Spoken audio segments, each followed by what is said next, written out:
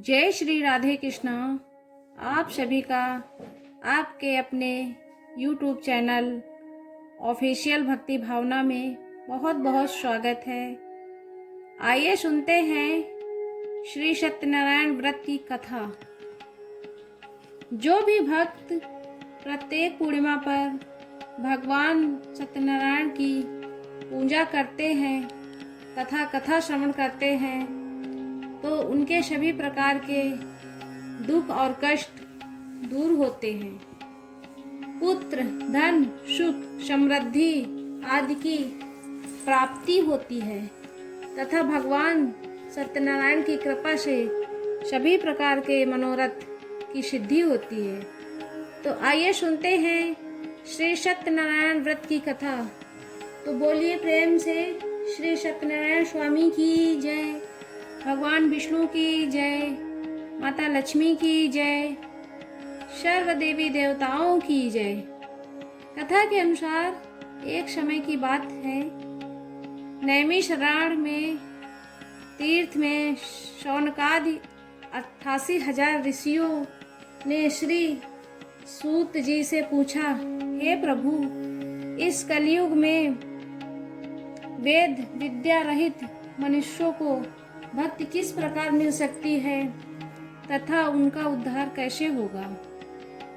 हे मुनि श्रेष्ठ, कोई ऐसा तप हो तो बतलाइए जिसमें कि थोड़े समय से ही पुष्प प्राप्त हो सके, मनोवांछित फल भी मिल जाए। इस प्रकार की कथा सुनने की हम इच्छा रखते हैं।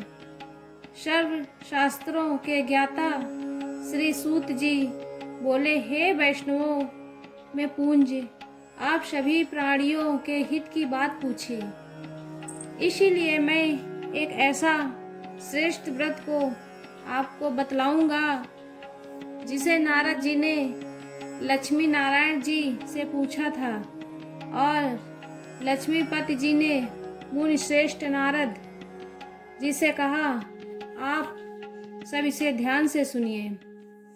एक समय की बात है, योगी राज नारद जी दूसरे के हित की इच्छा के लिए अनेकों लोकों में घूमते हुए मृत्यु लोक में आ पहुँचे।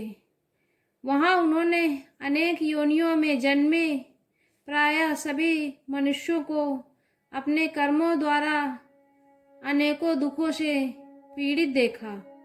उनका दुख देखकर नारद जी सोचने लगे, ऐसा क्या यत्न किया जाए जिसके करने से निश्चित रूप से मानव के दुखों का अंत हो जाए। इसी विचार पर मनन करते हुए विष्णु लोक में गए। वहाँ वह देवों के इष्ट नारायण की स्तुति करने लगे, जिनके हाथों में शंख, चक्र, गदा और पद्म थे, गले में वरमाला पहने हुए थे। स्तुति करते हुए नारद जी बोले कि हे भगवान, आप अत्यंत शक्ति से संपन्न हैं, मन तथा वाणी भी आपको नहीं पा सकती। आपका आदि मध्य तथा अंत नहीं है। निर्गुण स्वरूप सृष्टि के कारण भक्तों के दुख को दूर करने वाले हैं। आपको मेरा नमस्कार है। नारद जी की स्तुति सुनकर भगवान विष्णु बोले, हे मुनिश्रेष्ठ, आपके मन में क्या बात है? आप किस कारण के लिए यहाँ पर पधारे हैं, उसे निसंकोच होकर हमसे कहिए। इस पर नारद मुनि बोले कि मृत्यु लोक में अनेक योनियों में जन्मे मनुष्य अपने कर्मों द्वारा अनेकों दुखों से दुखी हो रहे हैं। हे नाथ, आप मुझ पर दया रखते हैं तो यह बतलाइए कि वह मनुष्य थोड़े प्रयास से ही अपने दुखों से कैसे छुटकारा पा सकता है।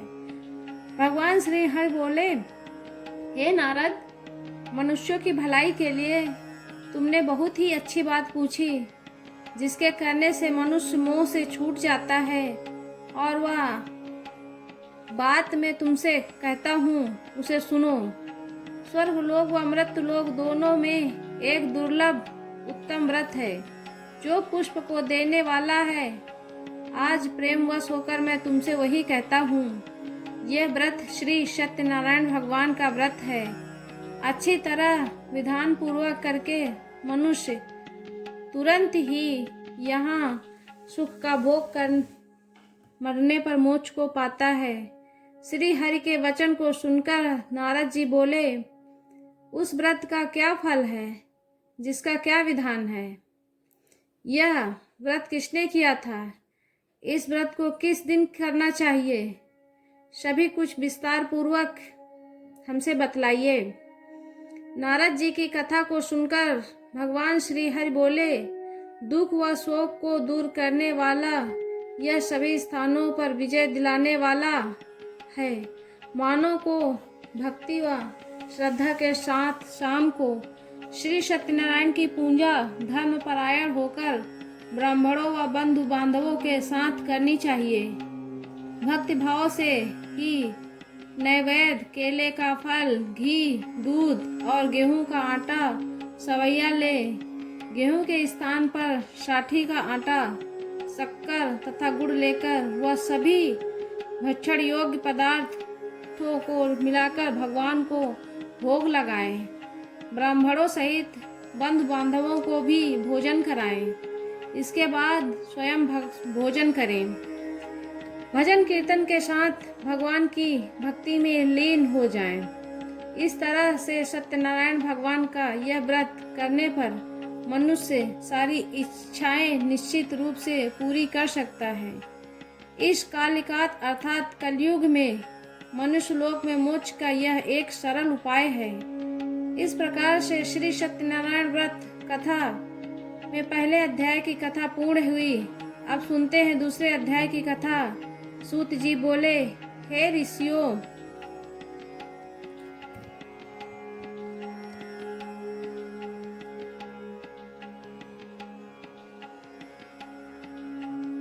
एक समय सुख नगर में एक निर्धन ब्राह्मण रहता था, जिसका नाम था देवदत्त। वो अत्यंत दुखी था और भिक्षा मांगकर जीवन यापन करता था।